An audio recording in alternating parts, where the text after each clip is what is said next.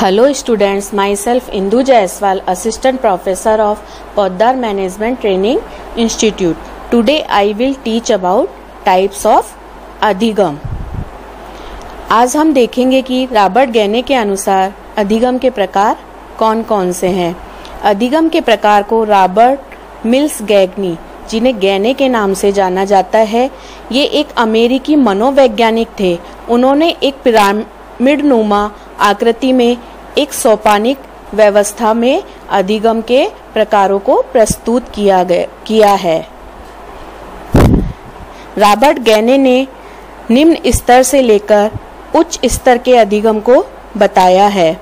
इसमें उन्होंने सबसे पहले संकेत अधिगम, दूसरे नंबर पर उद्दीपक अनुक्रिया अधिगम, तीसरे नंबर पर श्रृंखला अधिगम, चौथे नंबर पर शब्द साहचर्य अधिगम, पांचवें नंबर पर विभेदीय या बहुविभेदीय अधिगम, छठे नंबर पे संप्रत्यय अधिगम, सातवें नंबर पे नियम या सिद्धांत अधिगम और अंत में समस्या समाधान अधिगम को अपनी सोपानिक व्यवस्था में बताया है।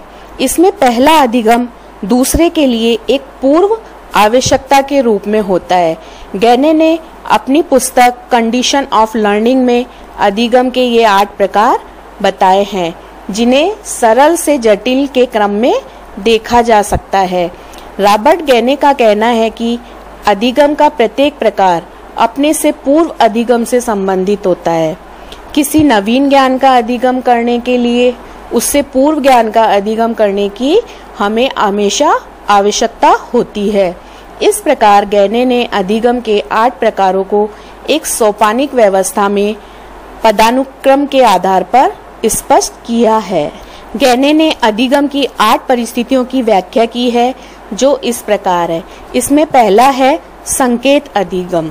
संकेत अधिगम संकेतों के अधिगम पर आधारित है। संकेत अधिगम परिस्थिति पावलोव द्वारा प्रस्तुत शास्त्रीय अनुबंधन पर आधारित है। इसमें यह बताया गया है कि जब स्वाभाविक उद्दीपक के साथ अस्वाभाविक उद्दीपन बार बार एक साथ प्रस्तुत किया जाता है, तो स्वाभाविक उद्दीपन के स्थान पर अस्वाभाविक उद्दीपक ही स्वाभाविक प्रतिक्रिया कराने में सक्षम हो जाते हैं।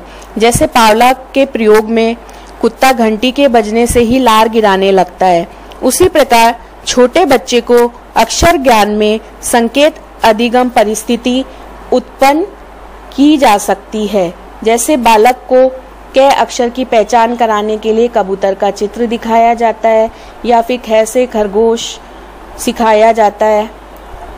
इसके अलावा चौराहे पर लाल बत्ती होने पर गाड़ियों का रुक जाना और वापस से हरी बत्ती होने पर गाड़ियों का चलना, यह संकेत अधिगम ही है।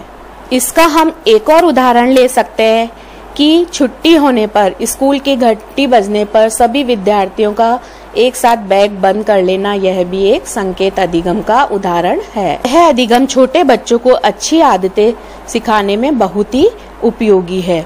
अब हम अगला देखेंगे उद्दीपन अनुक्रिया अधिगम। संकेत अधिगम के बाद दूसरा सोपान उद्दीपन अनुक्रिया अधिगम आता है। गैने द्वारा उद्दीपन अनुक्रिया अधिगम को उत्तेजक प्रतिक्रिया सीखना भी कहते हैं। यह अधिगम थार्नडाइक के प्रयास और त्रुटि सिद्धांत के समान है। इस प्रकार के अधिगम में विशिष्ट उद्दीपक के प्रति अनुक्रिया की जाती है। उदाहरण के लिए मान लीजिए कि एक कुत्ता है और उसके गले में जंजीर बंधी हुई है।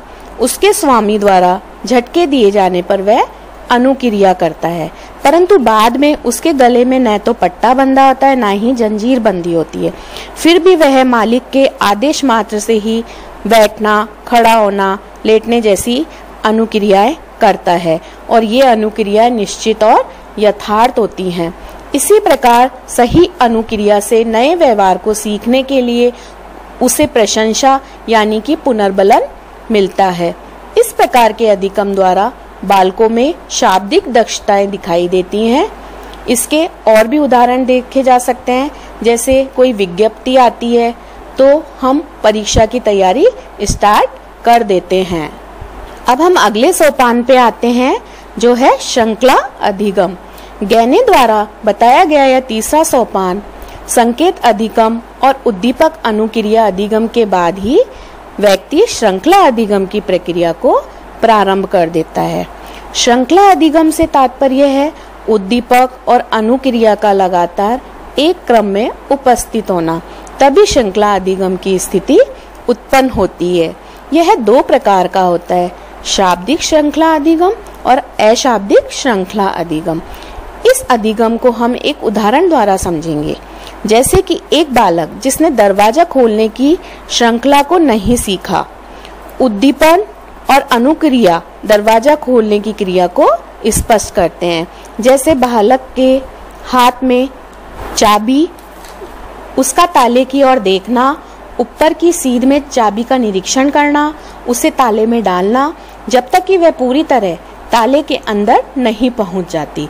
इस चाबी को दूसरी ओर घुमाना जब तक कि यह पूरी तरह ताले में नहीं पहुंच जाती, और फिर ताला खुलने पर ताले को हाथ में लेना और दरवाजे को धक्का देना, यानी कि दरवाजा खोलने के लिए उस बालक को श्रृंखलाबद्ध रूप से पूर्ण प्रक्रिया से गुजरना होता है।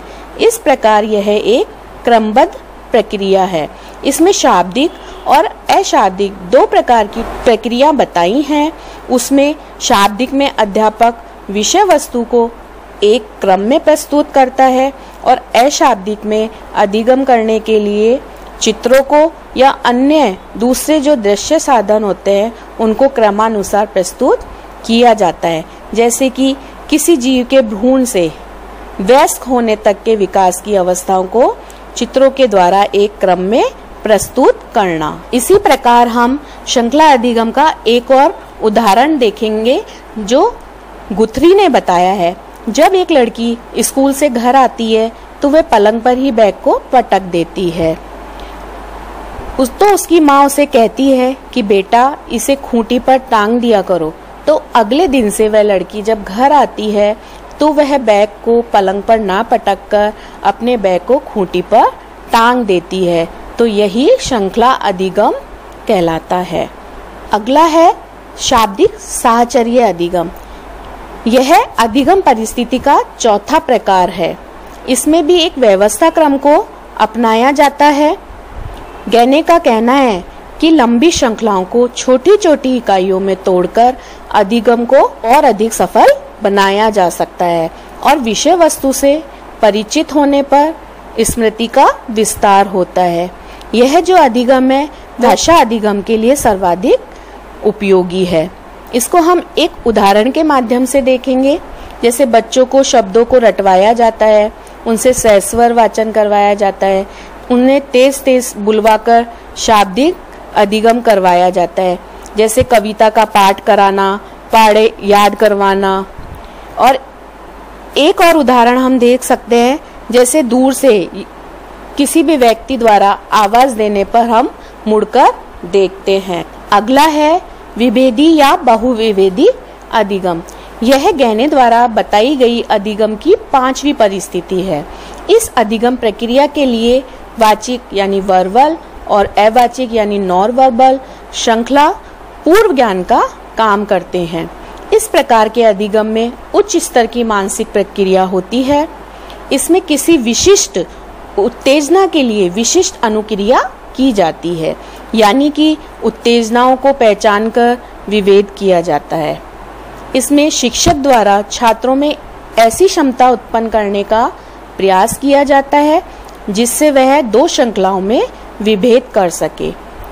मान लीजिए बालकों के सामने पेट्री डिश में, यानी कि एक तरह से कटोरियों में या ट्रे में सफेद चूर्णों को रखा गया जो एक जैसे दिखते हैं, लेकिन गुणों के आधार पर विद्यार्थी उन्हें पहचान सके कि कौन सा नमक है और कौन सा नौसादर। या फिर हम देखें तो प्रसाद और प्रासाद जो कि बोलने में एक जैसे शब्द हैं में अंतर करना सीखना ही विभेदी अधिगम है। यह बौद्ध स्तर के शिक्षण के अंतर्गत आता है। इसी प्रकार बालक रंगों में विभेद करना सीखता है, यह भी विभेदी अधिगम ही है। अगला है संप्रत्यय अधिगम। यह गहने द्वारा बताया गया अधिगम का छठा प्रकार है। इस अधिगम परिस्थिति के लिए भेदीय अधिगम का ज्ञान पूर्ण आवश्यक है। जब छात्र किसी वस्तु, घटना या व्यक्ति के वर्ग या समूह को एक नामकरण के रूप में अधिगम करता है तो वह प्रत्यय अधिगम कहलाता है। यानी कि किसी संप्रत्यय को, कॉन्सेप्ट को बालक पूरी तरह जब समझ लेता है, यानी कि वह उसे पूरी तरह स्पष्ट हो जाती है, तो यह संप्रत्यय अधिगम कहलाता है।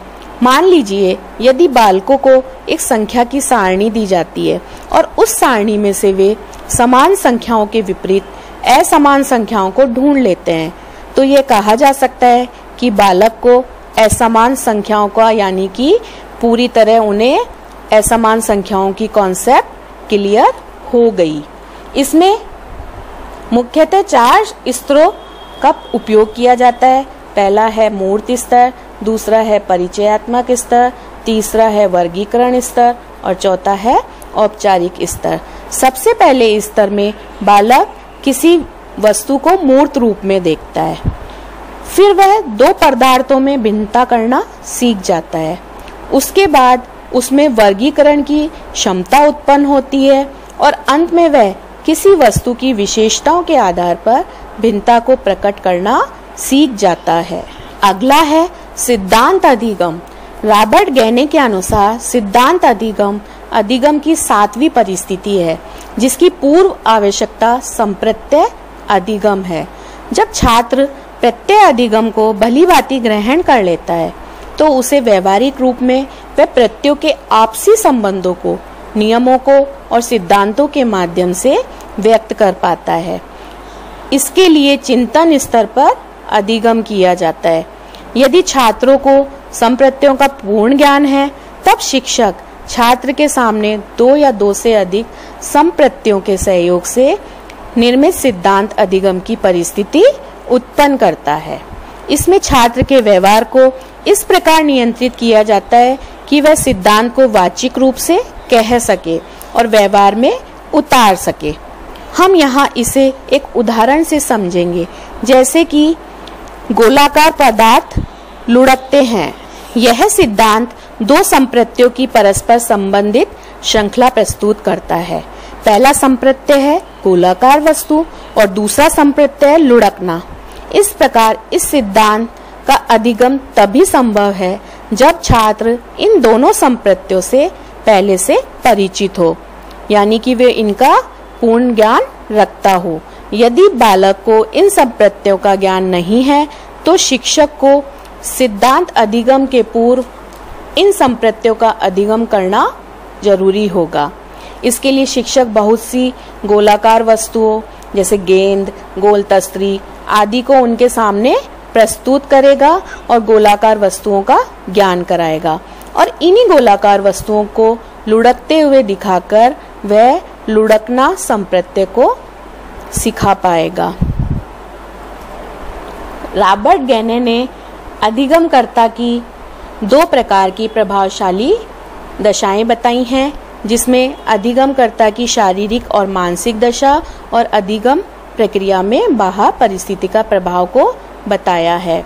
अधिगमकर्ता की शारीरिक और मानसिक दशा में बालक की मन की स्थिति, रुचि, ध्यान, मानसिक योग्यता का स्तर, अभिप्रेरणा, आकांक्षा का स्तर, बुद्धि, ये सभी अधिगम को प्रभावित करते हैं। उदाहरण के लिए 5 वर्ष के बालक को गणित के यदि जटिल नियमों का अधिगम नहीं कराया जा सकता तो प्रत्येक सिद्धांत अधिगम के लिए एक विशेष मानसिक स्तर के पूर्ण ज्ञान का होना जरूरी है। इसी प्रकार दूसरा अधिगम प्रक्रिया में बाह्य परिस्थिति का प्रभाव। इसके अंतर्गत वातावरण संबंधी सारी बाह्य परिस्थितियां के प्रभाव को देखा जा सकता है, जैसे शिक्षण प्रक्रिया, वातावरण शैक्षिक परिस्थितियों के अनुकूल है या नहीं, आवश्यक श्रव्य दृश्य सामग्रियों का प्रयोग, शिक्षण विधियों का प्रयोग, उदाहरणों का प्रयोग और कथनों में स्वाभाविकता या मनोवैज्ञानिकता। इस प्रकार की बाह्य परिस्थितियां अधिगम को प्रभावित करती हैं। इसका एक और उदाहरण हम देख सकते हैं, हिंदी में संधि विच्छेद करना। अगला हम देखते हैं समस्या समाधान अधिगम। यह रॉबर्ट गैने के अनुसार सबसे उच्च प्रकार का अधिगम है। इसके लिए अधिगम अधिनियम की आवश्यकता होती है। इसके लिए केवल नियमों और सिद्धांतों का ही प्रयोग नहीं किया जाता, बल्कि बालक अपनी मौलिकता और सृजनात्मक क्षमता के आधार पर समस्याओं का समाधान करता है। छात्र के सामने जब कोई समस्या आती है तो वह अपने पूर्व ज्ञान के आधार पर चिंतन करता है, तर्क करता है, कल्पनाओं का प्रयोग करता है, सामान्यीकरण करके उस समस्या को सुलझाने का प्रयास करता है। पहली बार जब बालक के सामने कोई समस्या आती है तो वह उसका समाधान करता है और उसमें कुछ क्षमताएं अर्जित हो जाती हैं और आगे चलकर उसी प्रकार की समस्याओं में जो उसने क्षमता अर्जित की है वे समाधान में सहायक होती हैं। इस प्रकार समस्या समाधान अधिगम की सबसे ऊंची सीढ़ी कही जाती है और इसमें बालक स्वविवेक से कठिनाइयों को दूर करने का प्रयास करता है। इसे हम एक उदाहरण के माध्यम से समझेंगे। जब किसी एक व्यक्ति का स्कूटर स्टार्ट नहीं होता है, इस तरह से उसका समस्या से सामना होता है। इसके समाधान के लिए वह परिस्थिति का विश्लेषण करता है और बहुत सारी परिकल्पनाएं बनाता है कि शायद पेट्रोल समाप्त होने से स्कूटर स्टार्ट नहीं हो रहा है, शायद हो सकता है प्लग में कार्बन आ गया है इसलिए स्कूटर स्टार्ट नहीं हो रहा है। वह पेट्रोल की टंकी का ढक्कन खोलकर देखता है, प्लग पर कार्बन की परत की जांच करता है और वह देखता है कि स्कूटर वास्तव में ओवरफ्लो होने के कारण स्टार्ट नहीं हो पा रहा है। वह स्कूटर को बहुत बार किक मारकर स्टार्ट कर लेता है, परंतु जब वो आगे भविष्य में स्कूटर के स्टार्ट नहीं होने पर सबसे पहले क्या करेगा, वह ओवरफ्लो की ही जांच करता है, जिससे समस्या समाधान में आसानी होती है। इस प्रकार रॉबर्ट गैने ने कहा है कि यदि कोई व्यक्ति एक बार समस्या में उलझ जाता है और उसका समाधान भी पा लेता है, तो जब वही समस्या दोबारा आती है, उसी तरह की किसी अन्य समस्या से उसका साक्षात्कार होता है, तो इस बार उसे समस्या समाधान में कठिनाई का अनुभव नहीं होता है, बल्कि वह अपने पूर्व अनुभवों के आधार पर बहुत ही सरलता से प्रस्तुत समस्या का समाधान कर लेता है। यह स्पष्ट होता है कि पहली बार समस्या के समाधान की प्रक्रिया से व्यक्ति में कुछ क्षमताएं अर्जित हो जाती हैं जो आगे समस्या समाधान में सहायता प्रस्तुत करती हैं।